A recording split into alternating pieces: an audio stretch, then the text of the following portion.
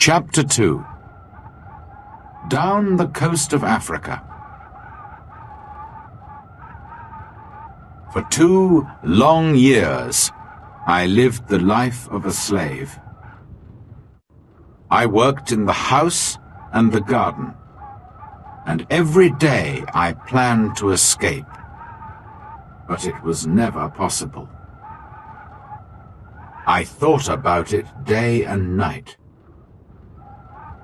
My master liked to go fishing in a little boat, and he always took me with him.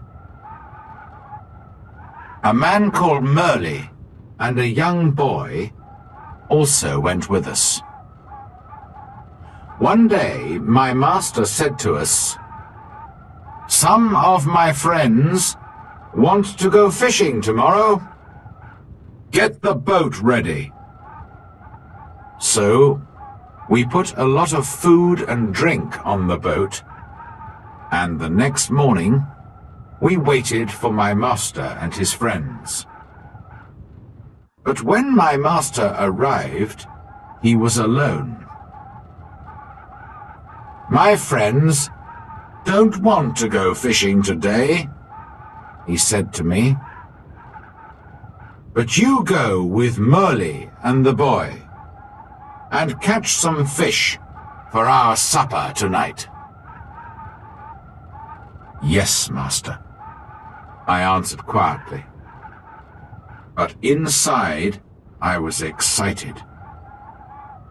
"Perhaps now I can escape," I said to myself.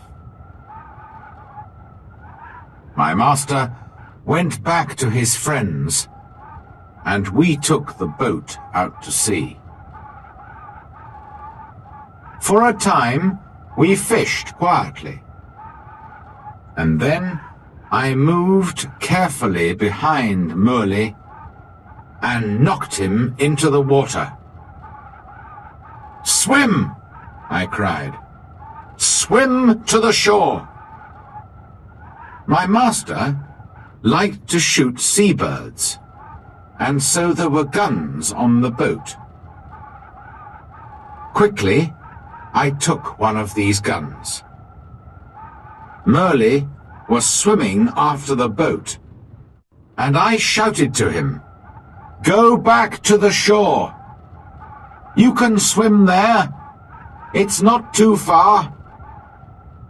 I won't hurt you, but if you come near the boat, I'll shoot you through the head."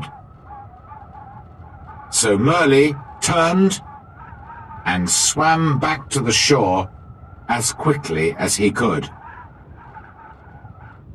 Then I said to the boy, "Zuri, if you help me, I'll be a good friend to you. If you don't help me, I'll push you into the sea too." But Zuri was happy to help me. "I'll go all over the world with you," he cried. I wanted to sail to the Canary Islands, but I was afraid to go too far from the shore. It was only a small boat, and so we sailed on south for some days. We had very little water, and it was dangerous country here, with many wild animals. We were afraid, but we often had to go on shore to get more water. Once I used a gun to shoot a wild animal. I don't know what animal it was, but it made a good meal. For about 10 or 12 days, we sailed on south, down the coast of Africa. Then, one day, we saw some people on the shore. Strange, wild people, who did not look friendly. By now, we had very little food, and we really needed help. We were afraid, but we had to go on shore. At first, they were afraid of us too. Perhaps white people never visited this coast. We did not speak their language, of course, so we used our hands and faces to show that we were hungry. They came with food for us, but then they moved away quickly. We carried the food to our boat, and they watched us.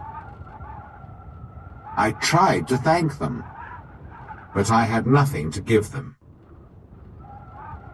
Just then, 2 big wild cats came down to the shore from the mountains.